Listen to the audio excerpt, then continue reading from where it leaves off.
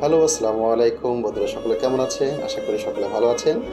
আমি আজকে আপনাদের মাঝে একটি কবিতা আবৃত্তি করতে যাচ্ছি, যে কবিতা আমাদের সকলের প্রিয় চেনা মুখ বারুদ্দিন বাহার ভাইয়ের লেখা। কবিতাটি হচ্ছে চলে যাওয়া। চলে যাওয়া মানে ছেড়ে যাওয়া নয়, ফেলে যাওয়া নয়, ঝরা পাতার মতো সূক্ষ্ম।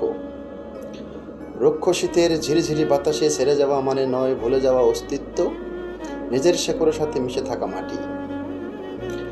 ময়লা হাত, পোশাক, শরীরে জল আর পানি, শূন্য থেকে শুরু, তিলে তিলে সে আজ প্রাসাদ, প্রতিটি বালুকণায় প্রতিধ্বনিত সে শহর।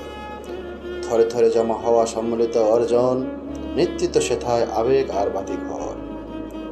এগিয়ে যাওয়ার অনুপ্রেরণায় জ্বলতে থাকা প্রদীপ, জলে জলে আলো ছড়ানোর হাজারো পীরে।